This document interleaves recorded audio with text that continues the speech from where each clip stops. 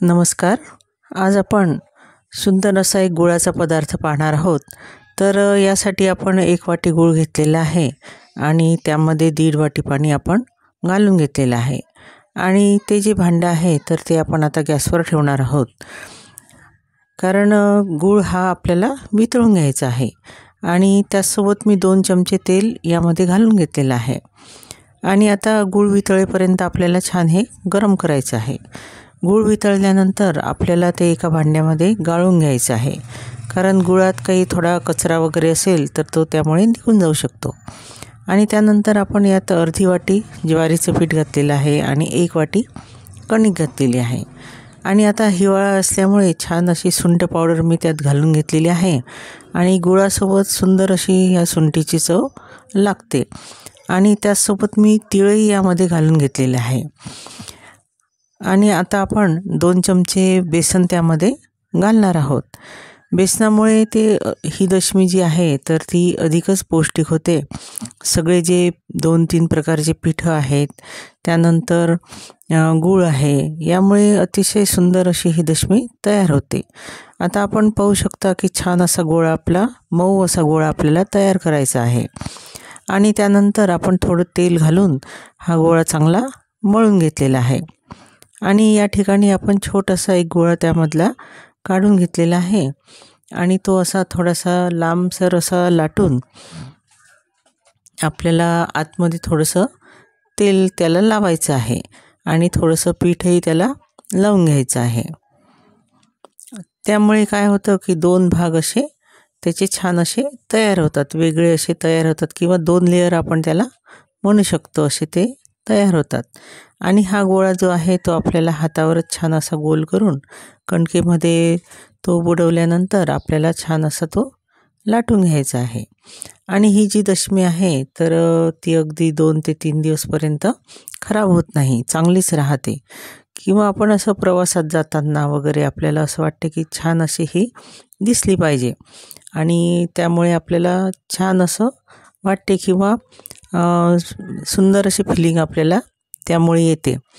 त्यासाठी मी काय केलेलं आहे की एक डब्याचं झाकण घेतलेलं आहे छोटं, आणि ते कटरसारखा त्याचा उपयोग करून त्याला छान असं गोल असा आकार या दशमीला दिलेला आहे. त्यामुळे सारख्या आकाराच्या अशा ह्या दशम्या तयार होतात आणि खूप जाड नाही किंवा खूप बारीकही नाही, अशी आपली ही दशमी आपण आता लाटून घेतलेली आहे. या ठिकाणी मी पूर्ण म्हणजे ज्या दशम्या आहेत तर त्या 2 लेयरच्या तयार केलेल्या आहे. या ठिकाणी आपण 4 फूटसुद्धा याला करू शकतो किंवा अगदी गोळा घेऊन तो आपण तसाचसुद्धा लाटू शकतो. अतिशय मऊ आणि सुंदर अशा ह्या दशम्या तयार होतात. फार जाड नाही, फार बारीक नाही, चवीला अगदी असे सुंदर, आणि तीळ वगैरे त्यात असल्यामुळे खूप छान अशी चव ह्या दशमीला येते. आपण आता हा जो गोळा तयार करून घेतलेला आहे तर त्यामध्ये आपण ज्वारीचं पीठ, त्यानंतर कणिक आणि बेसन टाकलेलं आहे. आणि त्यानंतरसुद्धा आपल्याला गरज वाटली तर आपण कणिक यामध्ये घालून घ्यायची आहे.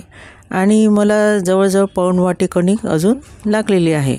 आणि ह्या सगळ्या मिश्रणाचे जवळजवळ 9 ते 10 अशा ह्या दशम्या तयार झालेल्या आहेत.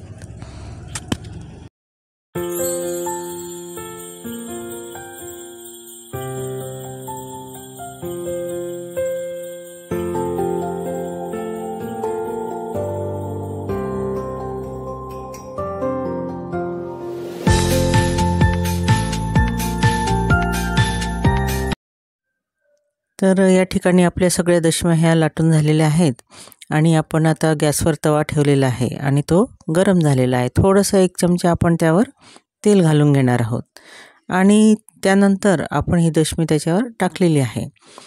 आणि आपण आता पाहू शकता की त्याला छान एका बाजूने थोडंसं शेकू द्यायचं आहे, पलटवायची घाई करायची नाही.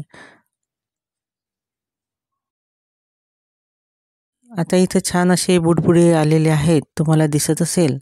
तर अशा वेळेला आपण हे दशमी पलटून घ्यायची आहे आणि ती थोडीशी शेकल्यानंतरच आपल्याला त्याच्यावर तेलाचा वापर करायचा आहे. म्हणजे कच्ची असताना जर आपण वरून तेल घातलं तर ती दशमी ही चांगली शेकली जात नाही.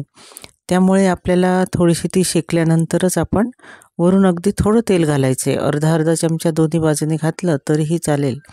आणि छान अशी आपल्याला शेकून घ्यायची आहे. गुळामुळे थोडेसे डाग लवकर पडतात आणि थोडेसे आपल्याला गॅसही थोडेसे फ्लेम मोठी करायची नाही आहे. तर अशा कमी मध्यम अशा गॅसवरच आपल्याला ह्या दशम्या शेकून घ्यायच्या आहे.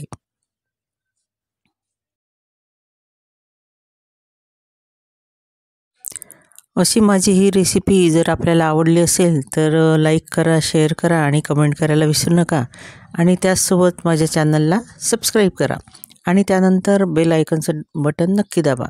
त्यामुळे नवीन जे व्हिडिओ येतील त्याचं नोटिफिकेशन आपल्याला लवकर मिळेल. धन्यवाद.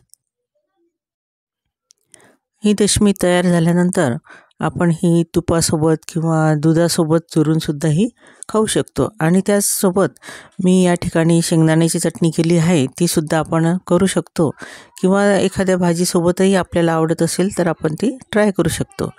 त्यासाठी मी शेंगदाणा, त्यानंतर तिखट, मीठ आणि हिरवी मिरची, कोथिंबीर, लसूण, अद्रक हे मिक्सरला बारीक करून घेतलं आहे. आणि त्याच्यात थोडंसं पाणी टाकून छान अशी थोडीशी ओलसर अशी ही चटणी तयार करून घेतलेली आहे. या दशमीसोबत ही चटणी अतिशय सुंदर अशी लागते.